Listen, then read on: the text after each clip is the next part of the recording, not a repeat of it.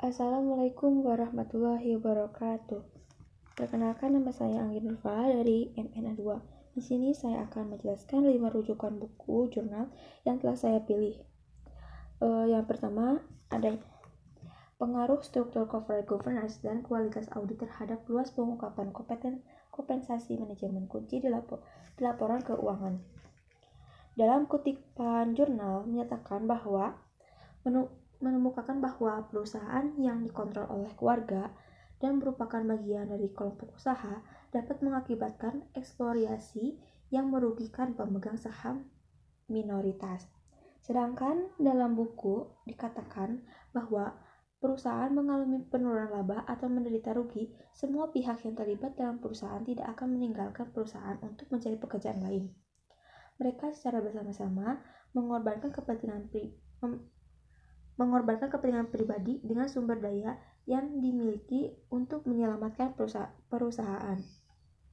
Hal ini menunjukkan bahwa perusahaan keluarga mempunyai komitmen yang tinggi dalam mempertahankan dan mengembangkan perusahaan. Jadi, kutipan ini adalah kutipan tidak langsung. Kedua, pengaruh manajemen laba pada nilai dan kinerja perusahaan.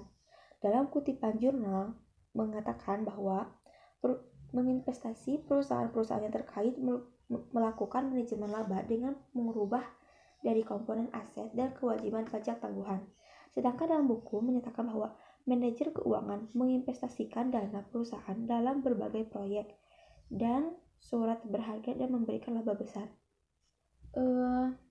Di sini jadi kutipannya tidak langsung. Oke, lanjut.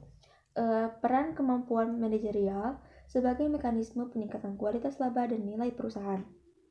Kutipan dalam jurnal yang dikatakan oleh McLean 1976 menyebutkan bahwa informasi yang dimiliki oleh manajer cenderung digunakan untuk kepentingannya sendiri.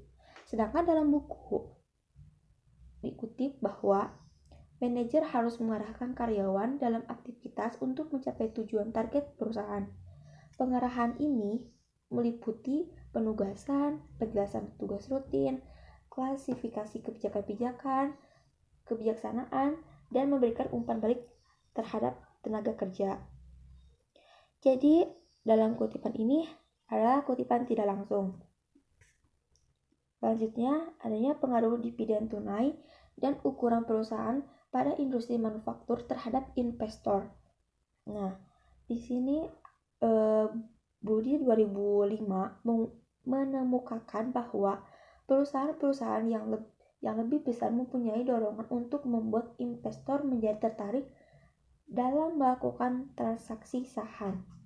Sedangkan di buku dinyatakan bahwa suatu perusahaan tidak harus membayar dividen kepada pemegang saham, tetapi jika investor membeli saham dengan harapan pendapatan dividen dan perusahaan tidak membayarnya, mereka dapat menjual saham mereka. Jika terlalu banyak dijual, nilai saham akan mengalami penurunan. Dividen dapat dibayar dengan uang atau dengan saham. Dividen saham ialah pembayaran. Jadi di sini adalah kutipan tidak langsung. Yang terakhir, penggunaan komponen pembentukan pajak tangguhan mendeteksi manajemen laba. Dalam jurnal Philip et 2003 dan Yulianti 2005 menambahkan bahwa adanya perbedaan antara laporan keuangan akuntansi dan perpajakan disebabkan karena dalam penyusunan laporan keuangan, standar akuntansi lebih memberikan keleluasan bagi manajemen dalam menentukan prinsip dan estimasi akuntansi dibandingkan yang diperoleh menurut peraturan perpajakan. Sedangkan dalam buku dituliskan bahwa manajemen keuangan berhubungan erat dengan akuntansi.